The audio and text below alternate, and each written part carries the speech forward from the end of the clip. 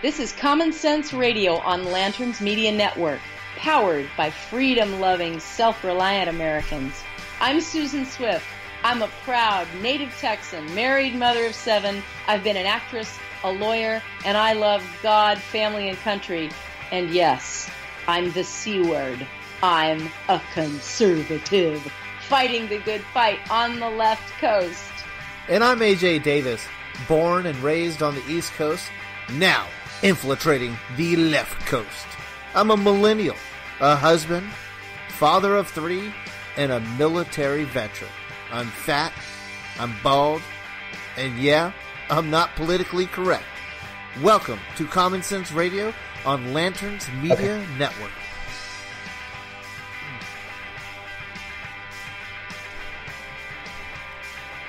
And welcome to the program, folks. You're listening to Common Sense Radio on the Lanterns Radio Network. Susan and I are so happy to have you here. How are you, Susan?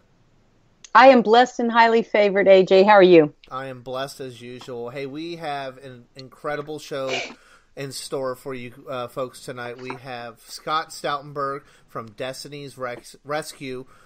He's an area representative on the left coast. And how are you, Scott? I'm great. How are you guys? Well. So for some of us that aren't familiar with Destiny's Rescue, could you kind of give us a little bit of background on that? Maybe introduce yourself a little bit, and what kind of drove you to become part of this fantastic organization? Oh, absolutely. Well, first of all, I got started with Destiny Rescue because I went on a mission trip. I was a youth pastor, and I took a bunch of teenagers to Thailand. Which obviously says that there's something missing in my brain. But we had no longer been in Thailand for about 3 hours when I really felt like God was telling me that Thailand was going to play a huge role in the rest of my life.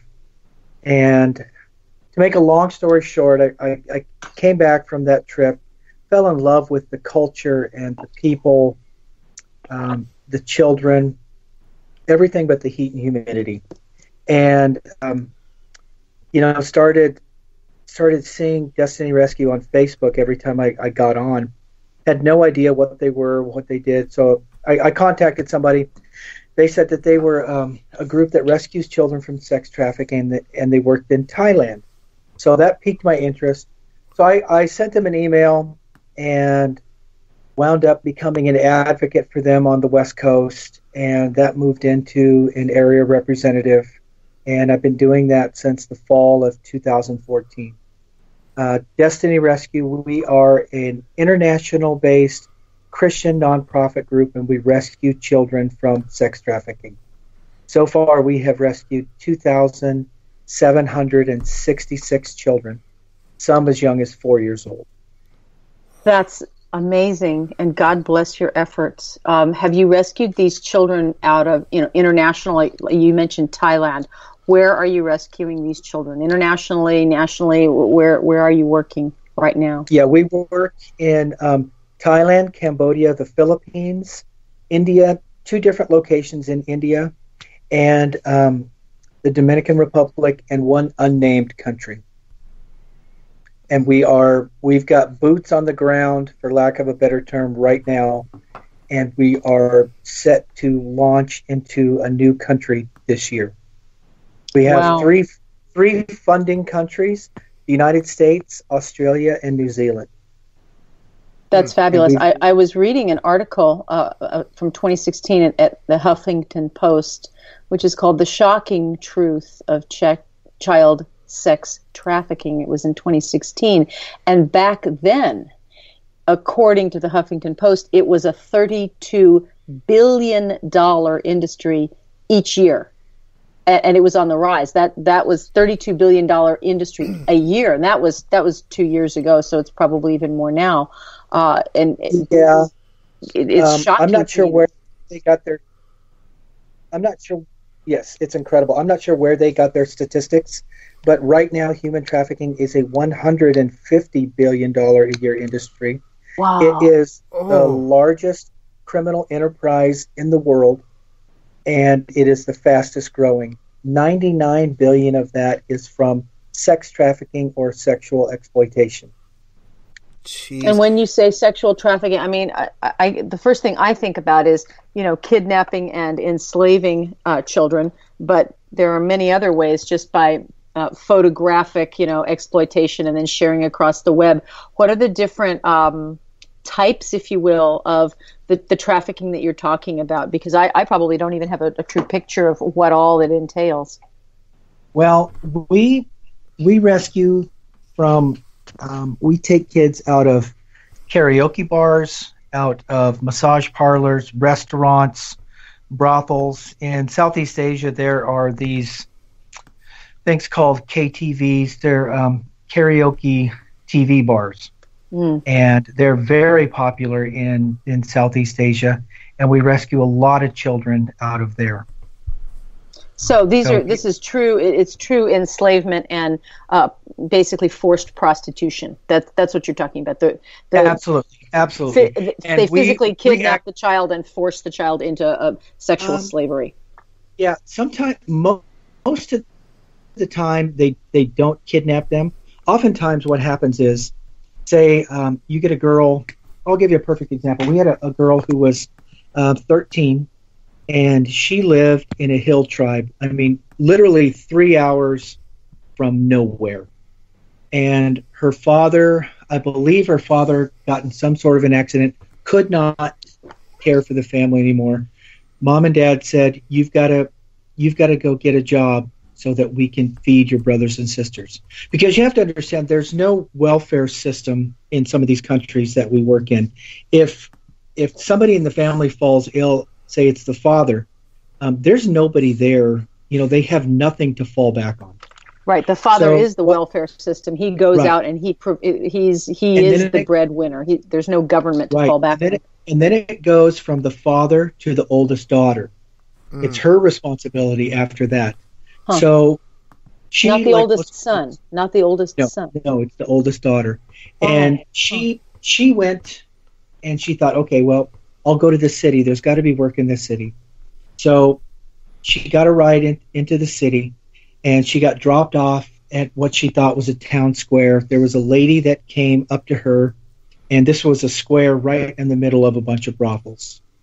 And lady came up to her and said, hey dear, what's wrong? And she said, I need to find a job. And so she got a job. She offered her a job. But what she really did was she took her in, told her, what you need to do is put on these skimpy clothes, put on this makeup, and you need to go out with men. And she was 13 years old, didn't know, she was a virgin. She said that if you would have asked her what sex was, she wouldn't have known. And the first night that she was there, a man came into her room and started undressing, and she started screaming and told him to get out, and he left, came back and said, I talked to the mama son. I already paid. I can do to you whatever I want. And he set up a camera and videotaped himself beating her and then raping her. And that was her first experience. And she, while this was happening, he beat her until she submitted. And while this was happening, she said the thing that was going through her mind was, who is going to see this video? And that's what we rescue kids from. So here's a question I got for you, Scott. Let's take a step back. So you say Destiny's Rescue work in all these different countries. Is it just the men or women that work or that live in these countries that are doing these horrendous acts, or are there men from all over the countries? How would you describe the a ratio if you had to give? Well, I'm not sure about the ratio. A lot of it depends on where you're at. If you are in a popular, in a big city, say like Bangkok, we walked through two red light districts in Bangkok, and you saw a lot of Westerners. There were an awful lot of white faces. But if you go out into the country, it's mostly people that are from the countries that we work in. And I do have to say that we work hand in hand with the governments of where we rescue. We've got some great government officials that back us up completely and are really happy that we're there. Yes. So explain, what's a red light district? I've never partaked in it. I don't even understand what goes through these people's head to make them want to do this. So maybe that's a 2-part question. What's a red light district, and what are you guys learning and as the experience of whenever you arrest these monsters? Because that's what they are. They're monsters. Oh, absolutely. A red light district is an area of town where there is nothing but brothels. I'll give you an example. One of the ones that we walked through in Bangkok was, you just walk down a street and you go down this alley, and at the alley there's a guard shack. In the front of the alley there's a guard shack, and if you're a lady and you walk through there, you have a purse or you've got a backpack or something, they'll stop and they want to check your backpack. Then when you go in, it is 3 stories that kind of circle around, and it is nothing but bars and brothels. As far as you can see, it's nothing but bars and brothels. It is Sodom and Gomorrah with cars and electricity.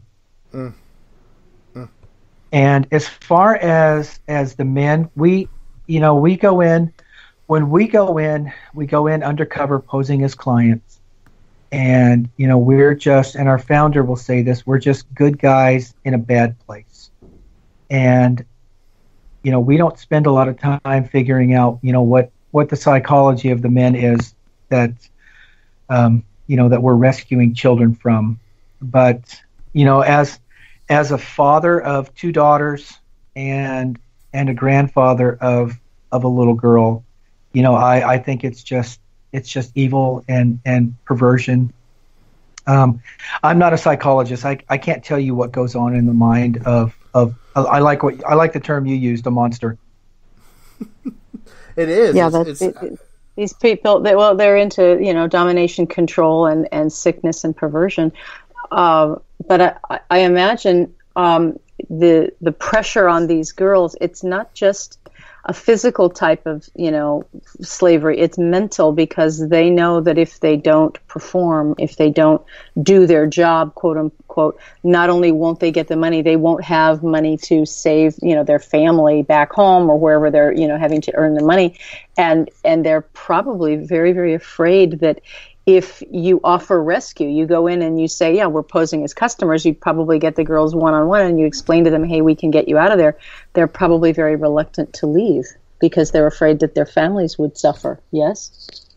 Yeah, the girls that we rescue are so brave, because when we rescue a girl, we've got to get her permission, the government's permission, and her parents' permission. But it starts with her. And, it's the evil she knows compared to the evil that she doesn't know. When we first started rescuing children in 2011, we didn't rescue one child in 6 months. And the reason is we started offering to rescue them the very first time we met them. And we found out later that the girls said, we had no reason to trust you, because every man that came into a place like that hurt us and abused us. And they said, in our mind, good guys don't go to brothels. So that would be true. That would be true. Yes, very true. So that goes back to what I said, and what our founder Tony Kerwin says. We're good guys in a bad place. When our guys go in, they sit down with the girls. They don't touch the girls poorly. They don't let the girls touch them poorly, and they look them in the eye. And they build a relationship with them, and they'll go in one night and meet a girl, and then they'll go back, and then they'll go back again. I had the opportunity in September to go out undercover one night with one of our rescue agents, and I sat down with this girl. She told me she was 18. I guarantee you she was no older than 14, but I speak enough of her language that I was able to communicate a little bit with her, and I taught her how to thumb wrestle. And so we sat there and thumb wrestled. And the first 2 times I let her beat me.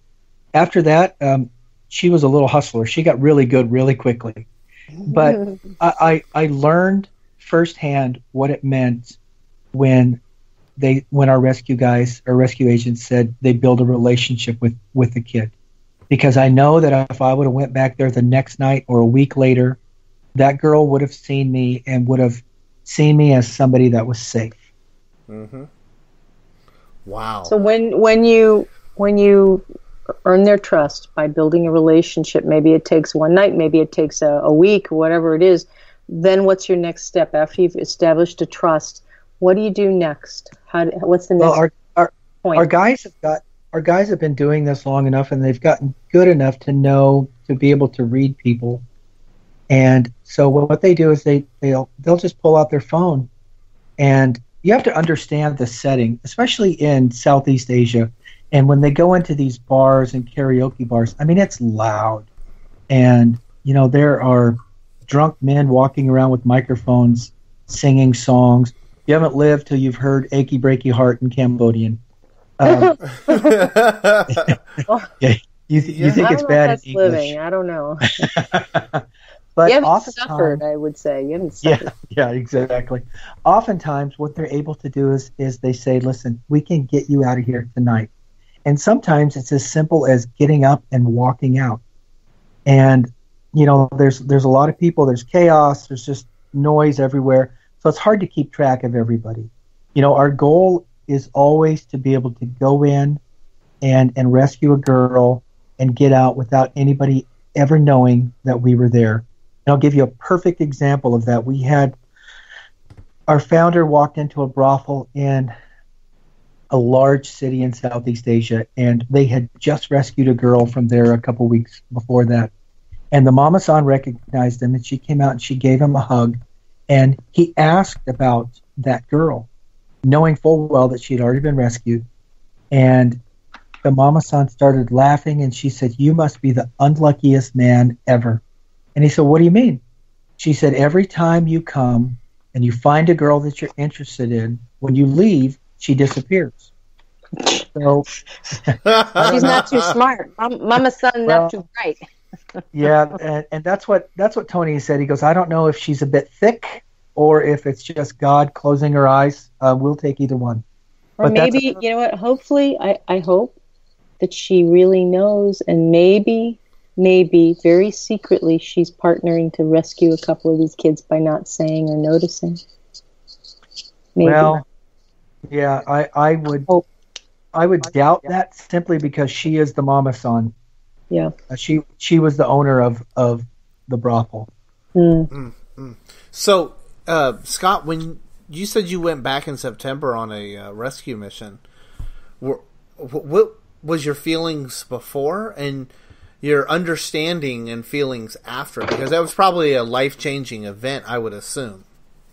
Well, it was Destiny Rescue offers team trips, and you can take a team trip. They offer about 10 a year, and you can spend 1 week in Cambodia and 1 week in Thailand, and they are probably by the end of 2018 are going to open up the opportunity to go to India as well. So basically what you do is during the day you go and visit the rescue homes, and you meet the kids, and we did tie-dye and we taught English and things like that. But when I was able to go out, it was after we visited a big red light area, and then I went with the team trip leader, and we took a train downtown, and we met with one of the rescue agents.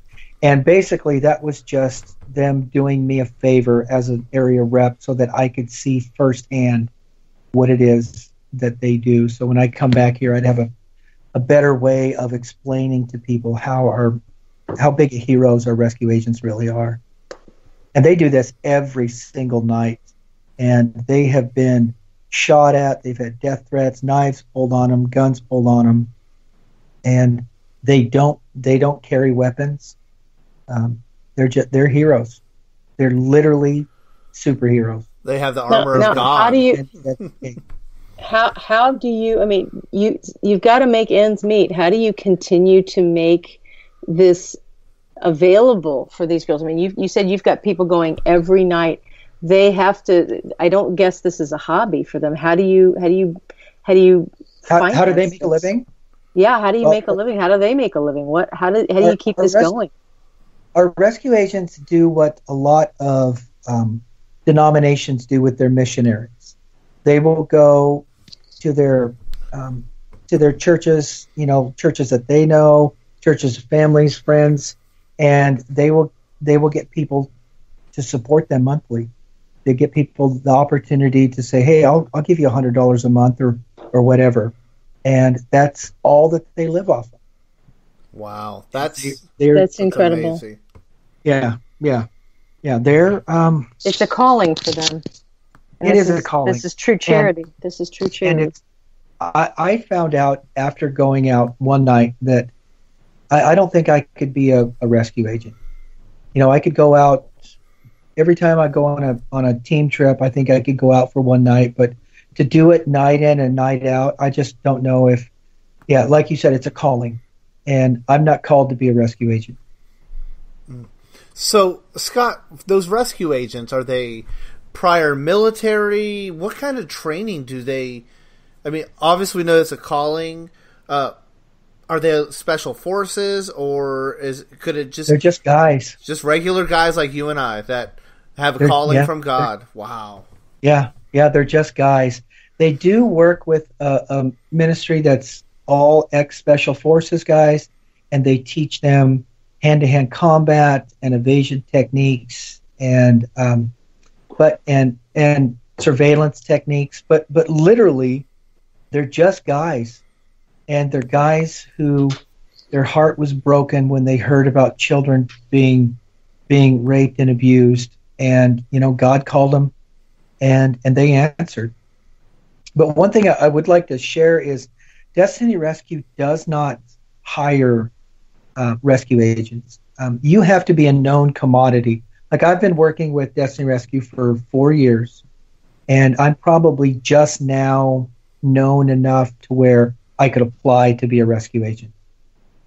They are very, very careful. Even to go on a team trip, you fill out a 10-page form, and you have to go through a 50-state FBI background check. We are very, very cautious about who has access to the kids that we rescue. That's fantastic. Nobody is ever alone with a child. All of our guys, they go out in at least teams of 2. And by the way, this year we just hired our first female rescue agent. That's incredible. I think you need to run the NSA or something for top secret and security people, because you're obviously doing a better job than Comey and the gang and the fools in Washington. Okay, good. You just got us on a watch list. There you go. I was wondering. I'm sure that there are also boys who are trapped and trafficked. Yes. In some way. How is their situation different from the girls, if it is? Well, about 3 weeks ago, we just rescued a 9-year-old boy who was being horribly abused, and I think the difference is imagine what a sex slave goes through, and imagine being a young boy going through that, but not being gay. Does that make any sense? I have a 10-year-old son, so it's breaking my heart right now. Yes, I think it just doubles the amount of pain. But about 97% of everyone that is trafficked for sexual purposes are girls. But we do rescue boys, and this year we conducted our first rescue at sea, and we actually rescued some adult men. We don't normally do this type of rescue, but I haven't heard the full story, but it fell in our lap, and our founder says when we have a chance to rescue slaves, we take advantage of it. So wonderful. Yeah, it's incredible. Do the young girls? Since you said that there are adult slaves, and I don't doubt you, I know it, but is there any other way out for these girls? Do they grow up out of it when they're, can they escape in other ways or grow up, or do they become mama-sans themselves? Does it perpetuate and they become abusers themselves? I mean, can they ever leave some other way, or is this a cycle that repeats? As long as the mama-san can make money off of them, they will stay. They will keep them. But the average age of a child trafficked for sexual purposes is 12 to 14. If a girl is with 5 customers a day, and that's not a large number. Jeez. In one year, she'll be with 1,825 different customers. The life expectancy of a child in a brothel is 4 to 7 years. So I think. So she is dying from physical abuse, just mental anguish, sexually transmitted diseases, rape. I mean, what is it that? I mean, when you say life, so she does. Yeah. She dies from this. It's a death sentence. You have to understand the human body is just not meant to take that kind of punishment. You know, the human body is amazing, but it's not meant to take that type of punishment. And then you add in the fact that oftentimes the mama-sans will get the girls addicted to drugs or alcohol to make them more compliant. Yeah, and then oftentimes the girls, the only time they get an opportunity to eat is when a customer buys food for them. So you add in malnutrition, drug abuse, physical abuse, and sexually transmitted diseases, and that's where the high mortality rate comes in. Oh my goodness, Scott! I mean, I'm just baffled at all this. You hear the shows online, you see some people sharing things, but to be communicating with someone as knowledgeable as you and that's been on the front lines, it's heartbreaking to hear these stories. So after you rescue these kids, what's the next step that you guys, Destiny's Rescues, takes, and what path are you leading them to? Because obviously you're getting them out of the darkness, but what is the plan? Right. Well, we have 3 options for kids. It's called Her Home, Our Home, or New Home. And her home is when she's able to go back to her own house, her parents' house. Our home is one of our rescue homes. New home is something that we have just started within the last year, but it's been highly successful. Oftentimes we rescue a lot of Buddhists and Muslims and Hindus, and they may not feel comfortable going into a Christian property. So what we do is we'll rent like an apartment complex, a floor on an apartment complex, and we'll put them in there, and then they've got access to everything that the girls in our rescue homes have. So once a girl is rescued, she sits down, she's assigned a life skills coach, a Christian counselor, and a case manager. And they will design a program specifically for her. And our international director of aftercare, Renee, is just amazing. And I mean, the girls are loved, cared for. They are given medical checkups. Everything that we offer our own children, they are given. They get an opportunity to go back to school. They get an opportunity to learn a trade. We've got one girl who I got to meet last year, and she was 13. She's an incredible artist. And there was a company that signed a 5-year deal with Disney, and we got her an internship with this company. So she is getting to work with their artists, and who knows, someday we may see her in her name in a Disney movie from some of the artwork. So we've had girls who graduate from our programs, and they go on and they do incredible things like get bachelor's degrees, start their own companies, own beauty salons, hire some of the girls that are coming through now. That's what I was wondering, is if they help you and build a network of hiring away these girls to give them legitimate work to save. Oh yeah, and one of the great things is when a girl graduates from our program, her case manager will walk with her an additional 2 years after she's out, just to keep up with her, just to make sure that everything's okay. And right now we have an 80% success rate. 80% of the girls that come through our program go on to live full, rich lives and never go back to the sex trade. Wow. So what happens to that 20%? Is it just they're scared? Do you have any? It's mind-boggling.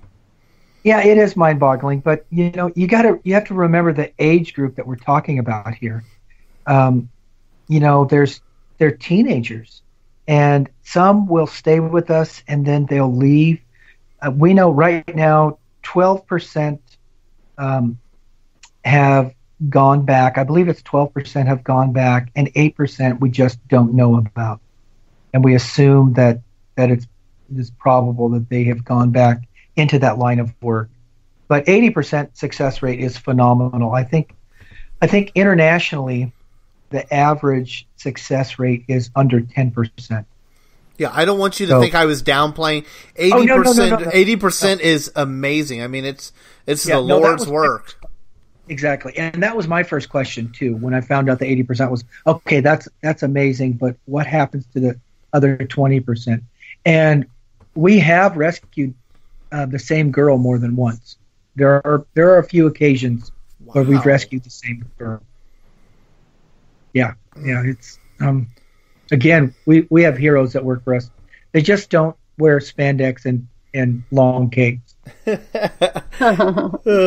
your website, the organization is destiniesrescue.org, and we'll Destiny, not a plural, Destiny Rescue. DestinyRescue.org. Sorry about that. And we'll make sure to share that out to as many people as possible. I sent it over to one of Susan and I's good friends that works with just different organizations, and it's just incredible. I mean, we need more. I mean, I love how you're Christian-based, volunteer-based. I mean, it's amazing.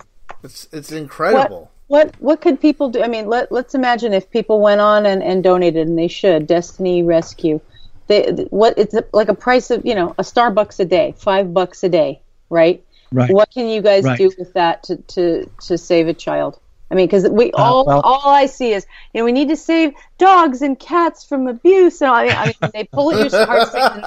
This poor dog was, caught abandoned in a field, and it goes on. And not to say that it's bad. It's a good thing to rescue little animals, but you know what? Animals don't have souls, and girls and boys do. And these are immortal souls that we're talking about, immortal creatures of God. And for a small amount of money, what can you do? I mean, that's far more important than rescuing a dog or a cat, is a human soul. What does it take for you guys to mount a team to do what you need to do? I would tell your listeners to do two things. One, go on our Facebook page, and on our Facebook page there are 5 videos called Operation Goldilocks. And they are actual undercover videos of our guys working in the field in the Philippines. And the great thing is, and this spoiler alert, in the 5th one, the people pimping out the girls do get arrested. And what's great is they got them on film bragging about how smart they are and how the police have been chasing them for years and they'll never catch them. And then we've got some videos on YouTube, and that'll just give people a taste of what it is that, where we work and how we work. And so then I think that will inspire them more. But what people can do is, the average cost of a rescue is $1,500.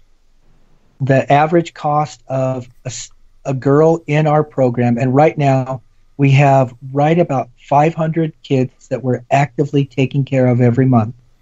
And we're in contact with over 1,000. It costs about $420 a month for one of the kids that we have to stay with us. And we've got 2 new programs that we just started. One is for churches. It's called Rescue Sunday. So if churches will go to rescuesunday.org, they can get a bunch of material printed off, and they can get their church to get excited about saving the life of a child, and they can try to fully fund one rescue. And if somebody wants to do something on their own, they can go to rp82.org. And that is Rescue Partner. And for any amount of money a month, you can become a rescue partner. It used to be we would have home sponsorships where you could sponsor a home, and the minimum was $35 a month. But we had some people come up oftentimes and say, "Oh, I'd love to do this, but I can only afford $20." Well, this is a way that somebody who can afford $5 a month can sign up, and they can actively take part in what we're doing. And by the way, out of that $420 a month that it takes to feed and house children, every girl that is in our care is given $100 a month that she is able to send home to her family. Oh, and that's amazing. Yes, and for her family, that is a huge thing. And we've got social workers that will go out and sit down with her family and figure out, okay, how did this happen? What do we need to do to make sure that this doesn't happen? And we not only find out that when we go to visit a girl's family, other people from that village will come out and say, well, hey, we want help too. So we're able to sit down with complete villages and help them figure out ways that they can be sustainable and that they can all make a living so that their girls never have to go through this again. Oh, that's brilliant. That's brilliant. We've got some great people, really, really smart people with huge hearts that work with us. We need more people like this organization. You are doing God's work, and you are saving souls, and you're saving the next generation. That is. And one thing I would love for your listeners to do is give me a call. I visit. I'll come to your church, your civic group, whatever. It doesn't cost a dime, and I don't come and beg for money, but I just come and talk and tell people what we do, and then I let God do the rest. Churches get really excited when they find out that they have an opportunity to save a life. There aren't that many times in a person's life where you can say, today I saved a life. And that's what Destiny Rescue does every day, is they save lives. That's wonderful. And they save it in such a meaningful way, so that you're saving the future. You're saving the future of all of these girls and all of the people that they will touch. It's a ripple effect. You're saving the whole future of a country. I'll give you a great story about that. One of our case managers got a call one day, and it was from a girl. I think her name was Nye. And while Nye was in our care, she went through a sewing program, and there's lots of garment factories in Southeast Asia. And so when she graduated the program, we got her a job in a garment factory, and she called to say, just kind of give them an update on what was going on in her life. And she said, not long after she started working there, she started getting promoted, and she now runs the entire factory, and she's in charge of 400 employees. And she's recently married, and her husband bought their first house. She said it's not too big and it's not too small, but for us it's just perfect. And they are expecting their first baby.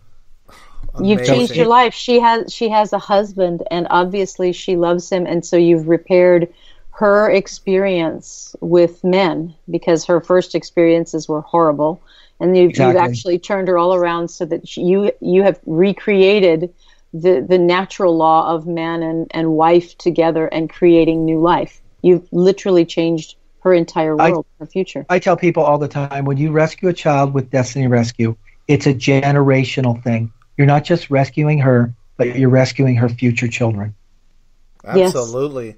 Hey, Scott, speaking of that, you guys partner with a Outland Denim in Cambodia?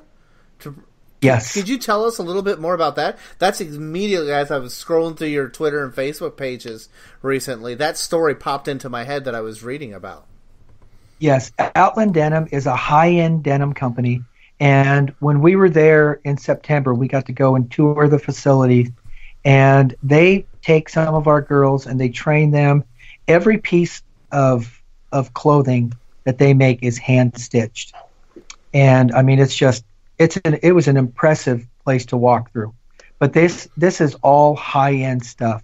So if a girl graduates from a sewing program and gets a job there, she will be guaranteed she'll be able to find a job at any garment factory anywhere in Southeast Asia because of her skill level. And yeah, the Outland Denim has been great. So if you ever need a pair of really good skinny jeans, they're the ones to go to. Outland Denim. Okay, so that's who to go, buy from. You reward them with their Outland Denim. Okay. I'm not going to wear the skinny jeans. I can promise you that. Yeah, they tried to get me to get into a pair. I just, I am not the group that they market to. Myself either. There's also another thing that I thought was really cool. You have some of the rescued children who make jewelry, and you have what's called jewelry parties. I mean, I thought that was remarkable. Yes. The girls are paid. They get paid by the piece, and it just gives them some spending money. And when we were there in September, we had an opportunity to visit the jewelry center, and we had a chance to make some of the jewelry. But my short, fat American fingers weren't really good at it. The girls sat down and they just whipped it out quickly. And it's really good jewelry. It's not diamonds and rubies, but it's beautiful necklaces and bracelets and earrings, and every piece is handmade by a girl that was rescued. I mean, so whenever sell itself. Whenever we go do a presentation at a church or somewhere, we always take jewelry with us, and that's oftentimes people will buy 2 or 3 pieces just because it was made by somebody that has been rescued. You know what?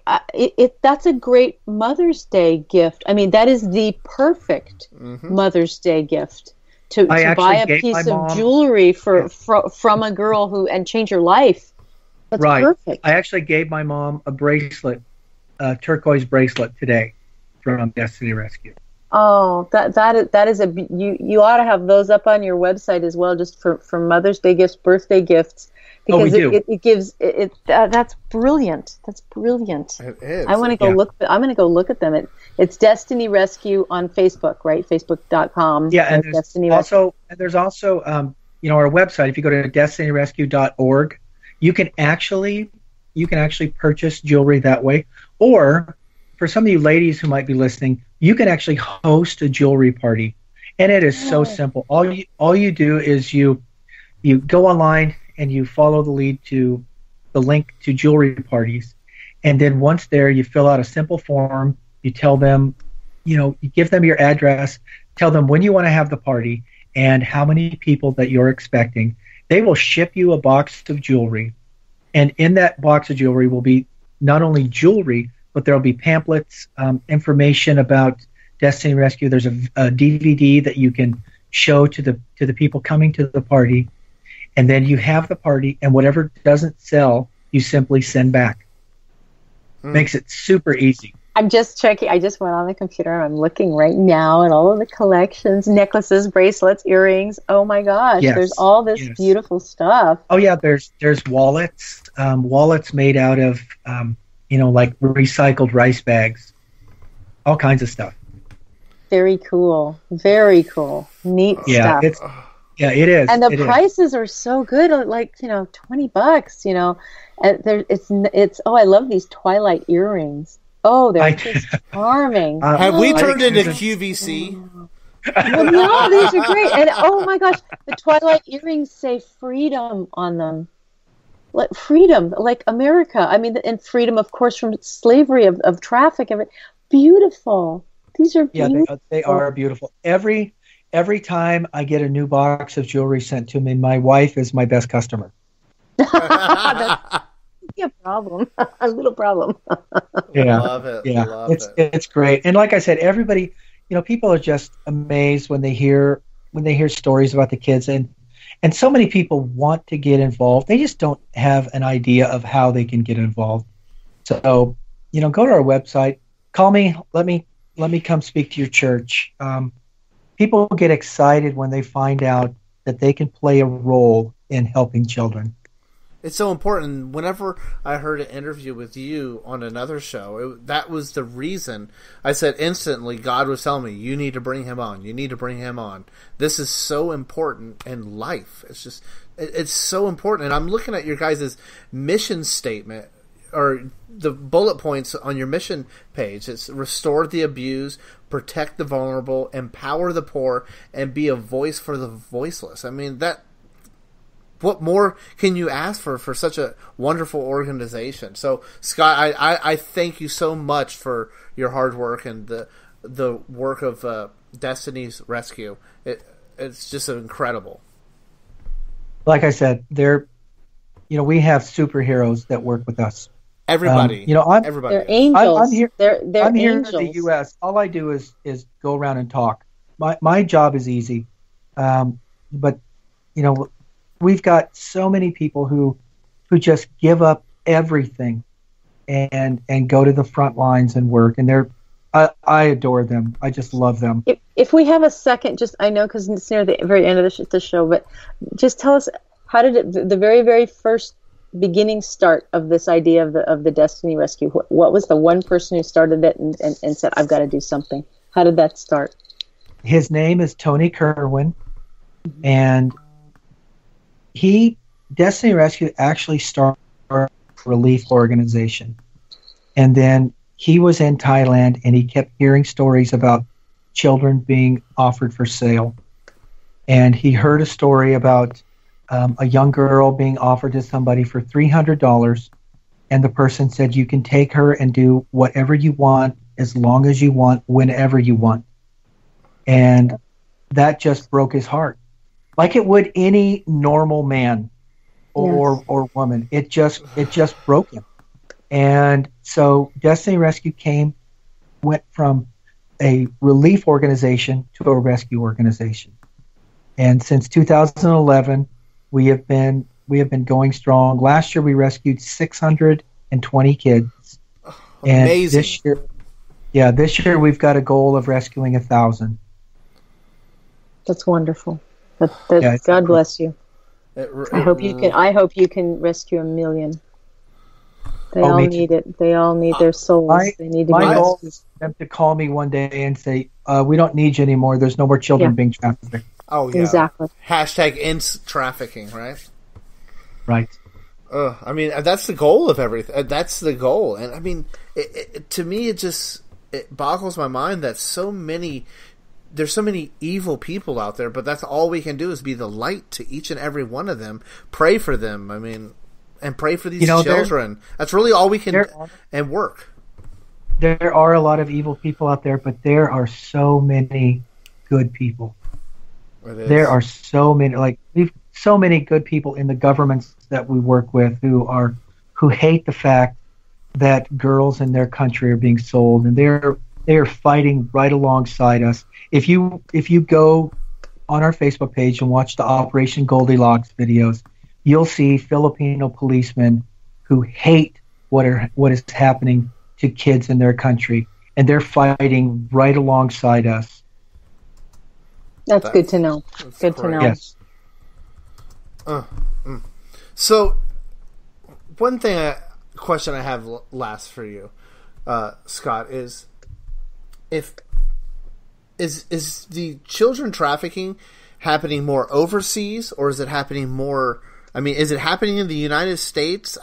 I'm not up to speed on probably as much as you are. It seems like it happens more overseas due to laws and everything like that. But is it happening here in the States? Oh, yes. The I-5 corridor from Vancouver, British Columbia, down to Los Angeles is really bad. Portland is bad, but I think the latest statistic is 93% of all trafficking victims are trafficked in Southeast Asia and the South Pacific, in the areas that we work in. That's why we work there, because there's no backup. If a child is trafficked in Thailand and she's from another country and she escapes, there's no child welfare. There's nothing. she is on her own. And, we don't actively rescue in the United States. We walk through the doors that God opens, and we work with the governments that invite us to come to their countries and rescue. Amazing. Amazing. So, one thing I promise you that we will do is we will share out the Goldilocks videos. We'll watch them over and over again and share them with as many people as we can, and try and get as many people to spread it. Just share, so we can get more people to either donate or become part of the solution. Or absolutely. Buy a necklace, Hey, anything helps. Go buy bling, okay? Yeah. Literally anything helps. It is. But, I'm here in Western Oregon. Can I get my phone number out? Absolutely. Absolutely. We'll tweet it out if you want to. Okay, absolutely. It's 503-484-3146. Give me a call, send me a text. I would love to come take you out for coffee, sit down, talk to you, talk to your church about what having us come to a presentation means and what that will mean for your congregation. I just recently spoke at a Kiwanis lunch. I'll come talk to your grandma's knitting club. I don't care. When you're saying things like that, how can someone sit back and not text you or even engage with you? I want to go out for coffee with you for sure in the future and have a little more in-depth conversation about this, because this is absolutely, it's fantastic. Yeah, it's like I said, they're just a great group run by some of the most incredible, humble, loving people I've ever been associated with. Yeah. And that goes for you too, Scott. You're part of this. You might think you're not doing as much as those agents, but you're doing just as much, doing things like this and going around the country. That's so important. You're a hero as well. I don't look good in spandex. Skinny jeans? No. Well, you could wear a necklace then. There you go. Yes. Or get an earring. No, I tried that in the 80s. It wasn't a good look for me. Hey, Scott, Susan and I want to thank you so much for coming onto the program, and God bless you, and we'll be praying for you and your team and all the children that are in these terrible situations. Yeah, thank you so much for having me on it. And Susan, text me, let me know when you have your jewelry party. I want to hear all about it. There you go. I love it. Thank you so much. It is great stuff. Thanks a bunch, Scott. You're listening to Common Sense Radio on the Lanterns Radio Network. You're listening to the Lanterns Radio Network. We are the network dedicated to empowering the individual, illuminating the truth, defending American exceptionalism, and inspiring future generations. Stay connected and get involved at lanterns.buzz for great radio. Get commentary and news of the day. Lanterns.buzz.